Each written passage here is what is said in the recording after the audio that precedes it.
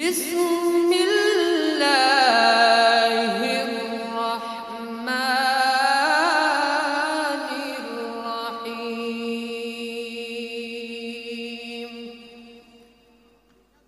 ওয়াকাদা রাব্বুকা আল্লা তা'বুদু ইল্লা ইয়্যাহু ওয়া বিল ওয়ালিদাইনি ইহসানা। ইম্মা ইয়াবলুগান্না ইনদাকাল কিবারা আহাদুহুমা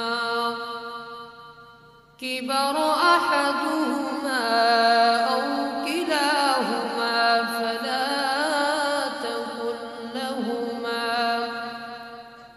فلا تقل لهما أف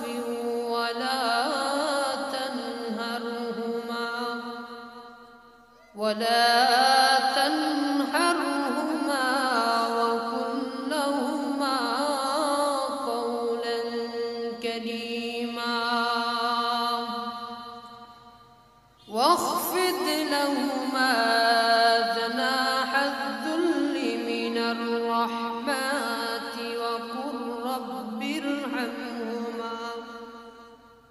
وقل رب ارحمهما كما ربياني صغيرا صدق الله المولان العظيم। আল্লাহ কে যারা ডাকিবে ভাবে আল্লাহর আপন তারাই হবে, ঠিক কিনা বলুন?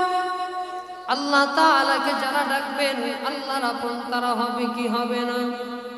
আরো জোরে বলেন, আল্লাহকে যারা ডাকবেন আল্লাহর আপন তারা হবে কি হবে না?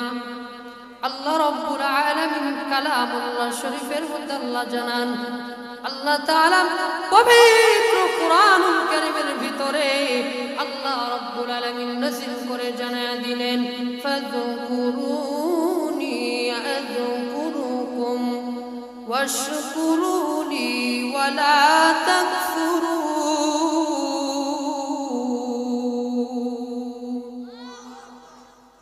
আল্লাহ রাব্বুল আলামিন জানায়া দিলেন, ফাযকুরুনি আযকুরুকুম ওয়াশকুরুনি ওয়ালা তাকফুরুন। আমি আল্লাহকে তোমরা ডাকো, আমি আল্লাহকে যারা ডাকবে আমি আল্লাহ রাব্বুল আলামিন তাদের ডাকে সাড়া দিব, আমি আল্লাহ তার ডাকে আমি আল্লাহ সাড়া দিব। তাহলে আমরা যদি আল্লাহকে ডাকতে পারি আল্লাহ আপনার আমার ডাকে সাড়া দিবেন। আল্লাহ তাআলা বলেন, হে বান্দা বান্দিরে আমি আল্লাহকে তোরা ডাক, আমি আল্লাহকে যদি ডাকতে পারো আমি আল্লাহ রাব্বুল আলামিন তুই বান্দার জীবনের সমস্ত গুনাহগুলিকে আমি আল্লাহ মাফ করে দিব। এজন্য আপনাকে আমাকে আল্লাহকে ডাকার দরকার আছে না নাই? আরো জোরে বলেন, আছে না নাই? ও মুসলমান, আল্লাহর গোলাম, আল্লাহ রাব্বুল আলামিন বলেন আল্লাহ তাআলাকে যদি ডাকতে পারি আল্লাহ রাব্বুল আলামিন আপনার আমার জীবনের গুনাহগুলিকে আল্লাহ মাফ করে দিবে। এজন্য আপনার গুনাহ যদি মাফ করতে চান তাহলে আমার সাথে বলুন, আল্লাহকে যারা ডাকিতে ভাবে আল্লাহর আপন তারাই হবে, ইহকালে শান্তি পরকালে মুক্তি, ইহকালে শান্তি পরকালে মুক্তি দিবেন তারে আল্লাহ তাআলা। লা ইলাহা জবান খুলে লা ইলাহা, হয় নাই আরো জোরে লা ইলাহা। দুনয়ন মেলে যেদিকে তাকায় আল্লাহর নিয়ামত দেখিতে পায়। দুই নয়ন মেলে যেদিকে তাকান না কেন নিয়ামত কার? আরো জোরে বলেন, নিয়ামত কার? দুই নয়ন মেলে ডানে তাকাবেন, ডানেও নিয়ামত আল্লাহর, বামেও তাকাবেন, বামেও নিয়ামত আল্লাহর, সামনেও তাকাবেন মুসলমান, নিয়ামত হলেন আমার আল্লাহর, পিছনেও তাকাবেন, নিয়ামত হলো আমার আল্লাহর। এজন্য আল্লাহ রাব্বুল আলামিন পবিত্র কালামুল্লাহ শরীফের মধ্যে আল্লাহ ফরমান, লা ইন শাকারতুম লা আযীদান্নাকুম ওয়া লা ইন কাফারতুম ইন্না আযাবি লাশাদীদ।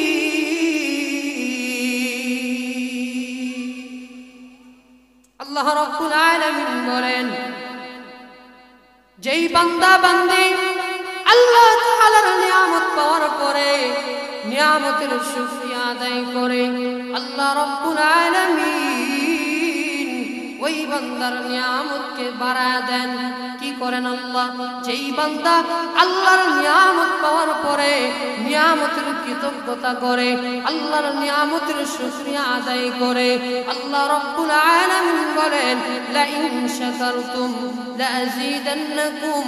আমি আল্লাহ তাআলার নিয়ামত পাওয়ার পরে যারা নিয়ামতের শুকরিয়া আদায় করে, আমি আল্লাহ রাব্বুল আলামিন তার নিয়ামতকে আমি আল্লাহ বাড়ায় দেই। আল্লাহ রাব্বুল আলামিন বলেন, আমি আল্লাহ তাআলার নিয়ামত পাওয়ার পরে যারা নিয়ামতের শুকরিয়া আদায় করে, আল্লাহ তার নিয়ামতকে বাড়ায় দেন।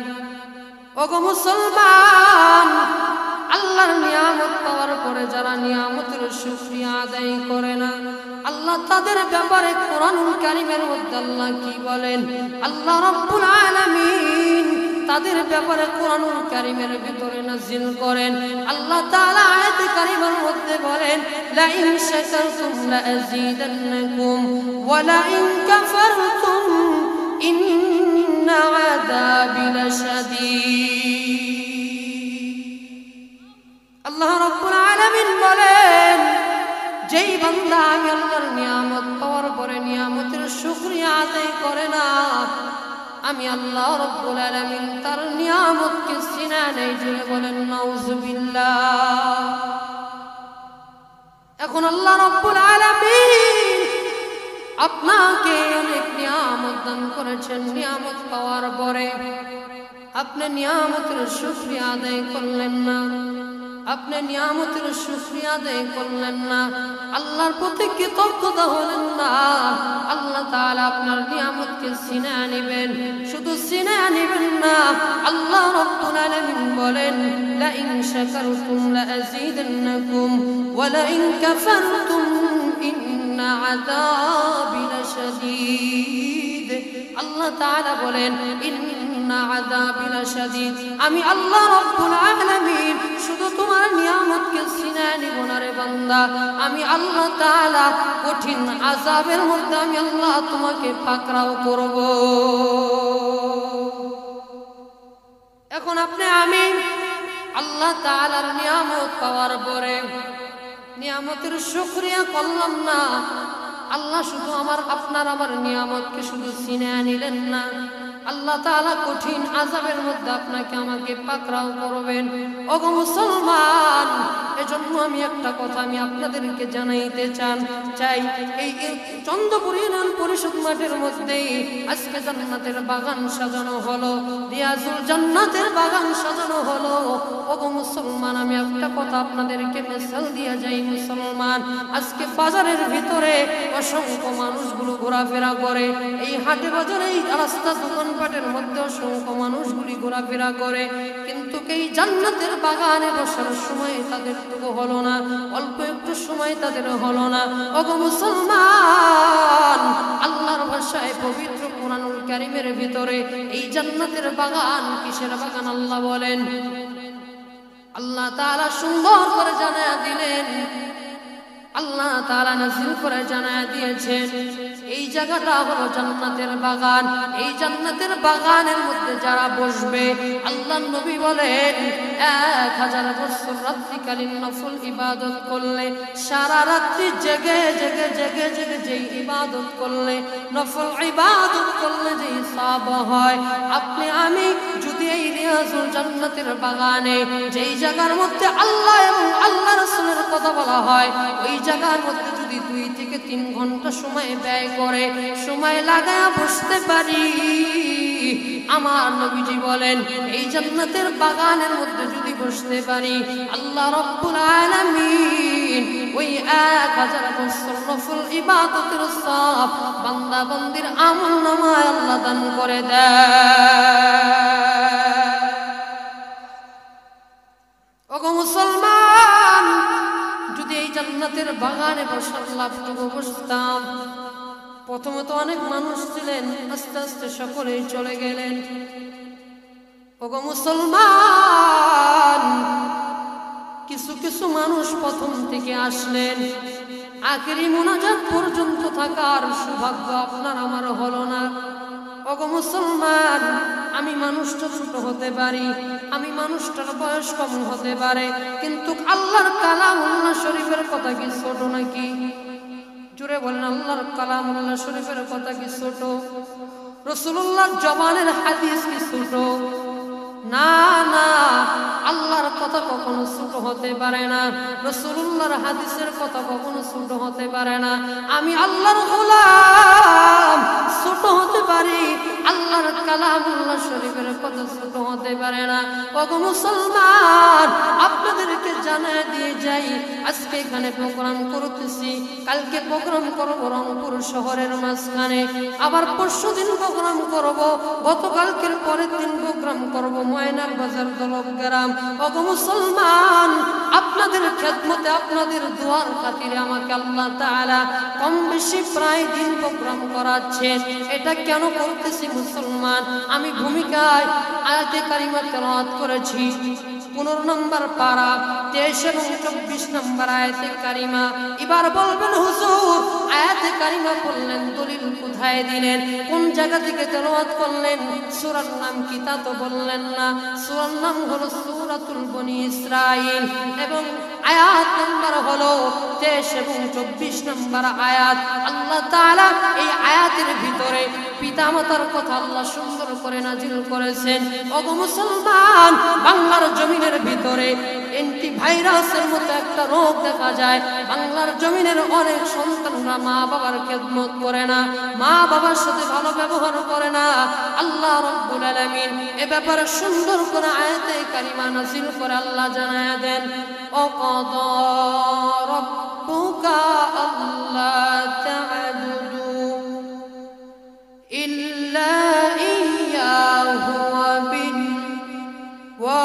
ওয়ালিদাইনি ইহসানা।